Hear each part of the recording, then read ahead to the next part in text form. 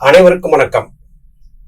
நாம் மகா ஞானியும் பிரம்மரிஷி பட்டம் பெற்றவருமாகிய வசிஷ்ட மகாமுனிவர் பகவான் ஸ்ரீ ராமருக்கு உபதேசித்த யோக வாசிஷ்டம் என்கிற நூல் தொகுப்பை வாசித்துக் கொண்டிருக்கிறோம். மனித பிறவியிலே 7 வகையான நிலைகள் இருக்கின்றன. அந்த 7 வகையான நிலைகளிலே எது உயர்ந்த நிலை என்பதை பற்றி வசிஷ்டர் ராமருக்கு உபதேசித்த கருத்துக்களை கடந்த பதிவிலே பார்த்தோம். இன்றைய இந்த பதிவிலே வசிஷ்டர் சொல்லக்கூடிய மிகவும் நுணுக்கமான பல விடயங்களை பார்க்க இருக்கிறோம். இதுகாரும் சொல்லி வந்ததின் பொருளாவது பிரபஞ்சம் பிரம்மத்தை தவிர வேற அல்ல என்பதே.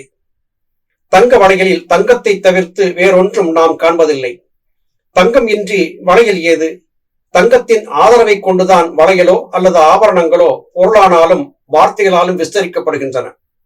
இவ்விதம் எந்த பொருளை ஆராய்ந்து பார்த்தாலும் அதில் கடைசியில் பிரம்மத்தைத்தான் உணர முடியும். எப்படி என்றால், ஒரு வஸ்துவை அறிகிறவன் வஸ்துவில் ஐக்கியமானால் தான் முடியும். இப்படி ஒன்றோடு ஒன்று லயமுடைய இரண்டும் ஒரே இனத்தை சேர்ந்திருக்க வேண்டும். அல்லது அறிகிறவனையும் அறியப்படுவதையும் ஒருமித்து ஓர் உணர்ச்சியை ஏற்படுத்துவதே அறிவாகிய பிரம்மம். மனம் என்பது ஜீவனிலிருந்து வெளிப்பட்டு வந்தது.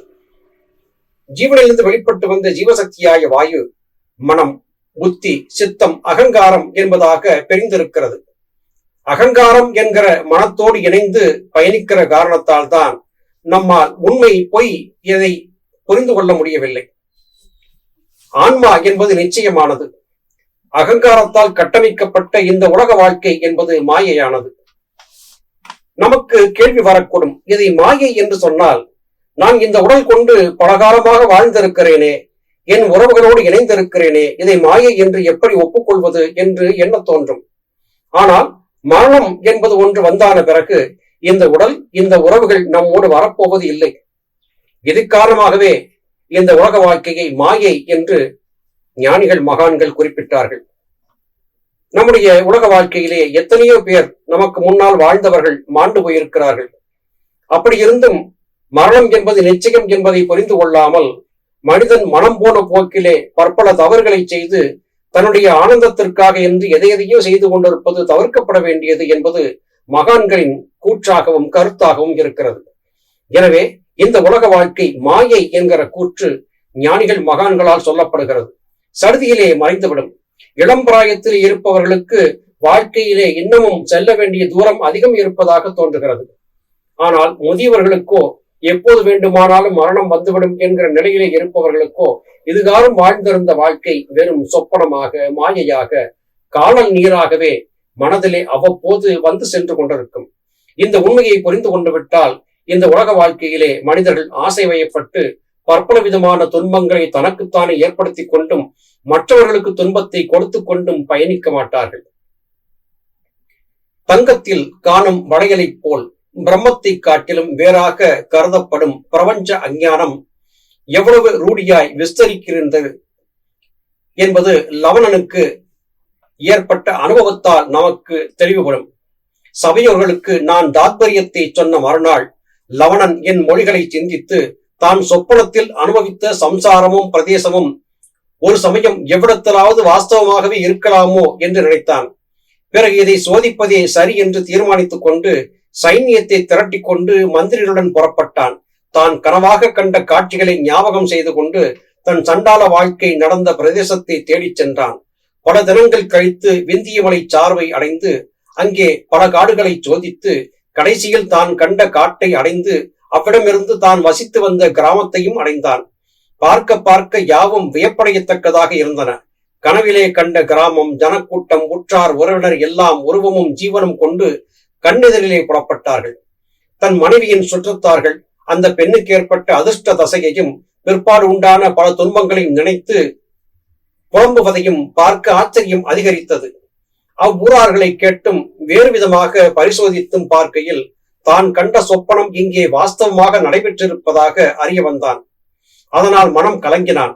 அன்று கண்ட கனவுக்கும் இங்கே பிரத்யட்சமான காட்சிக்கும் என்ன சம்பந்தம்? ஒன்றும் அவனுக்கு விளங்கவில்லை. பிறகு கிராமவாசிகளுக்கு வேண்டிய வெகுமதி அளித்து தன் பரிவாரங்களுடன் வீடு திரும்பினான். மறுதலும் சபை கூடியதும் என்னை பார்த்து தான் கண்டதையெல்லாம் விவரமாக சொல்லி இவைகளுக்குள்ள சம்பந்தத்தை தனக்கு விளக்கும்படி வேண்டிக் கொண்டான். இங்கே நாம் விசாரிக்கக்கூடிய ஒரு விளக்கம் என்பது இருக்கிறது. மன்னனுடைய அவைக்கு வந்திருந்த ஒரு மாந்திரிகன் மாயாஜாலத்தை செய்து சில வினாடிகளுக்குள்ளாக 70 ஆண்டுகள் வாழ்ந்திருந்த அனுபவத்தை அந்த மன்னனுக்கு கொடுத்தான். அந்த மன்னனும் அந்த 70 ஆண்டுகளிலே மிகவும் கீழான ஒரு பிறவியாக பிறந்து பற்பல விதமான துன்பங்களை அனுபவித்து 70 ஆண்டு கால வாழ்க்கையை சில நிமிடங்களுக்குள்ளாக அனுபவித்து முடித்தான். இது ஏதோ மாயைதானா அல்லது உண்மையா என்று விசாரிக்க வேண்டும் என்கிற எண்ணம் அந்த மன்னனுக்கு ஏற்பட்டது. அது காரணமாகவே தன்னுடைய மந்திரி பிரதானிகளை எல்லாம் அழைத்துக் கொண்டு அவன் மேலும் தான் கண்ட கனவிலே இருந்த காட்சிகளை காண்பதற்காக சென்றான். இமயமலை அடிவாரத்திலே இருந்த ஒரு கிராமத்திலே தான் வாழ்ந்திருந்ததும் அங்கே தன் மனையாள் மற்றும் உறவினர்கள் இருந்ததையும் லவணன் என்கிற அந்த மன்னன் கண்டுகொண்டான். இதை வசிஷ்டர் தான் அந்த அவையிலே இருந்து லவணன் என்கிற மன்னனுக்கு சொன்ன அறிவுரையையும் அவன் கண்ட கனவு காட்சி உண்மையிலேயே நிஜமாக நடந்திருந்ததையும் பற்றி சொன்னார். அப்படி என்றால் நாம் வாழ்ந்திருக்கக்கூடிய இந்த உடல் வாழ்க்கை என்பது நிச்சயமாக நமக்கு குழப்பத்தை தரக்கூடியதாகவே இருக்கிறது. இங்கே நாம் பார்த்திருக்கக்கூடிய இந்த விளக்கங்களை கொண்டு பார்க்கும் போது மகான்கள் ஞானிகள் நாம் வாழ்ந்திருப்பது சொப்பன வாழ்க்கை என்று சொல்லுவதிலே பொருள் இருக்கக்கூடும் என்று நம்ப தோன்றுகிறது. எப்படி லவணன் என்கிற மன்னன் சில நிமிடங்களுக்குள்ளாக 70 ஆண்டுகள் வாழ்ந்திருந்த ஒரு வாழ்க்கையை வாழ்ந்திருந்தானோ அதுபோல இப்போது நாம் வாழ்ந்து கொண்டிருக்கக்கூடிய இந்த உலக வாழ்க்கை உடல் வாழ்க்கை என்பதும் 70 ஆண்டுகளோ 90 ஆண்டுகளோ 100 ஆண்டுகளோ எத்தனையோ இருக்கட்டும், இது கனவு வாழ்க்கையாக இருக்கக்கூடும். இந்த கனவு கலையும் போது நம்முடைய உண்மையான வாழ்க்கை எங்கிருக்கிறதோ அங்கே நாம் இருப்போம் என்பதை நம்ப வேண்டியிருக்கிறது. இப்பொழுது தெரிகிறது, ஞானபிதா சுவாமி சிவானந்த பரமஹம்சர் அவர்கள் நாம் வாழ்ந்திருக்கக்கூடிய இந்த வாழ்க்கை சொப்பன வாழ்க்கை என்று சொன்னதற்கு சரியான காரணம். ஞானிகள் மகான்கள் எல்லாவற்றையுமே துல்லியமாக அறிந்து சொல்லக்கூடியவர்கள். இந்த கூற்று இந்த கருத்தை சரியாக புரிந்து கொண்டு விட்டால் நிச்சயமாக நாம் வாழ்ந்திருக்கும் வாழ்க்கை சொப்பன வாழ்க்கை தான் என்பதற்கான ஆதாரம் நமக்கு கிடைத்துவிடும். இதை புரிந்து கொண்டு விட்டால் இந்த உலக வாழ்க்கையிலே நாம் பெரிதாக எந்த விதமான ஆற்றலையும் மனத்தையும் கொண்டு செலுத்த மாட்டோம். மேலும் வசிஷ்டர் சொல்லுகிறார், அப்பொழுது அவனுக்கும் சபையோர்களுக்கும் விவரமாக எடுத்துரைத்தேன். நாம் விழிப்பில் காண்பவைகளும் சொப்பனத்தில் காண்பவைகளும் வெறும் தோற்றங்களே அன்றி வாஸ்தவம் அல்ல.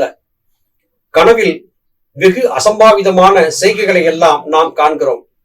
நம் மரணத்தையே கூட காணலாம். அதே மாதிரி நம் மனதில் கற்பனை செய்யப்பட்டவைகளை வெளிப்பெறும் காட்சிகளாக காண்கிறோம். ஒரு கண நேரத்தை நீண்ட காலமாகவும் அல்லது நீண்ட காலத்தை ஒரு கண நேரமாகவும் அனுபவிப்பதையும் நாம் அறிவோம். இவை எல்லாமுமே சம்வித்தாகிய கண்ணாடியில் சித்தால் தோற்றுவிக்கப்படும் தோற்றங்கள் சத்தியமல்ல. இப்படி இருக்க ஒன்றை மெய்யாகவும் மற்றொன்றை பொய்யாகவும் நினைப்பதற்கு இடம் ஏது? ஒரு பெரிய மலையானது சிறிய கண்ணாடியில் பூர்த்தியாக எப்படி காணப்படுகிறது? அம்மாதிரி தேச கால நிபந்தனைகளுக்கு கட்டுப்பட்டு இருக்கையில் மனதால் காணப்படும் காட்சி ஒரு விதம், இக்கட்டுப்பாடுகளின்றி காணும் காட்சி இன்னொரு விதம். அதாவது கனவில் இவைகளை ஒன்றோடு ஒன்றை சேர்த்து வைத்து பேசினால் அசம்பாவிதமாகத்தான் இருக்கும். விந்தியமலை சார்பில் சண்டாள கிராமத்தில் நடந்தவைகள் லவணனுக்கு சொப்பனமாக பிரதிபிம்பித்தன.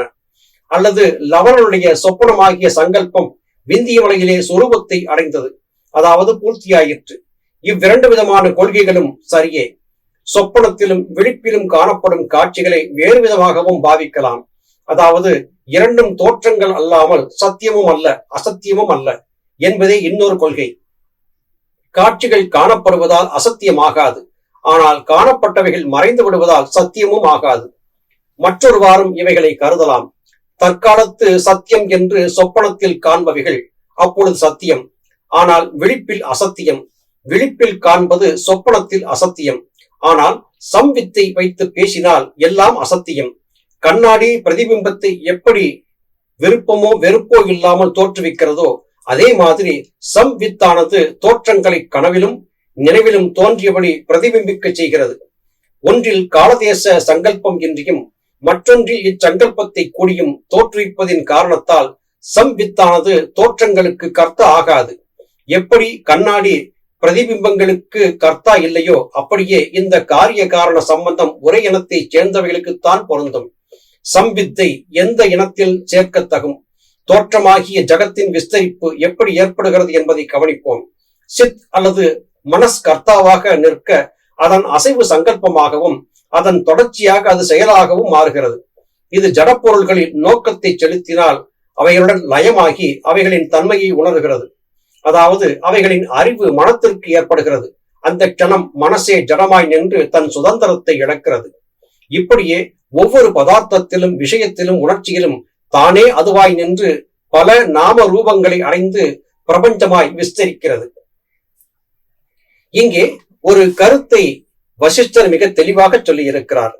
லவணன் என்கிற மன்னன் தன் எதிரே வந்து நின்றிருந்த ஒரு மாயாவை நிகழ்த்திய ஜாலத்தின் மூலமாக தன்னுடைய முந்தைய பிறவியை சில நிமிடங்களுக்குள்ளாக பார்த்து முடித்து வந்து விட்டான் என்பதுதான் அது. இது கனவை போல கடந்து விட்டது. அது நிஜமாகத்தான் இருந்தது. சென்று பார்த்த போது அது உண்மையிலேயே வாழ்ந்திருந்த வாழ்க்கை, உண்மையாக வாழ்ந்திருந்த வாழ்க்கை இங்கே லவணனுக்கு கனவாக வந்து மறைந்தது. இப்போது நாம் வாழ்ந்து கொண்டிருக்கக்கூடிய இந்த வாழ்க்கை சொப்பன வாழ்க்கை என்று கொண்டால், இந்த சொப்பனம் முடியும் போது நம்முடைய முந்தைய பிறவியிலே இருப்போம். அந்த பிறவியும் சொப்பனம் என்று கொண்டால் அது முடியும் போது அதற்கு முந்தைய பிறவியிலே இருப்போம். இப்படியே இது கடந்து கொண்டே செல்லும். அப்படி என்றால் உண்மையான நம்முடைய யதாஸ்தானம் எதுதான் என்பதை புரிந்து கொள்வது அத்தனை எளிதான காரியம் அல்ல. உறங்கிக் கொண்டிருக்கக்கூடிய ஒருவனை ஒருவன் உசுப்புகிறான், எழுப்புகிறான். எழுந்த போது உறக்கத்திலேயும் அந்த உறக்கத்திலே கண்ட கனவிலேயும் இருந்து சிறிது நேரம் அவன் மன சஞ்சலப்படுகிறான். அதன் பிறகு அதிலிருந்து வெளிப்பட்டும் வந்து விடுகிறான். அதுபோல நாம் இப்போது உறங்கிக் கொண்டிருக்கிறோம். உறக்கத்திலே ஒரு கனவு கண்டு கொண்டிருக்கிறோம். இந்த கனவிலே இருந்து நம்மை விழிக்க செய்து நம்முடைய உண்மையான நிலையை நமக்கு காட்டிக் கொடுப்பதற்கே ஞானிகள் மகான்கள் முயற்சி செய்கிறார்கள். அந்த முயற்சிகள் தான் நாம் இங்கே வாசிக்கக்கூடிய நூல்களாகவும் இருக்கின்றன. நல்லது சகோதர சகோதரிகளே, மீண்டும் அடுத்த பதிவிலே உங்களை சந்திக்கிறேன். அதுவரையிலும் நன்றி, வணக்கம்.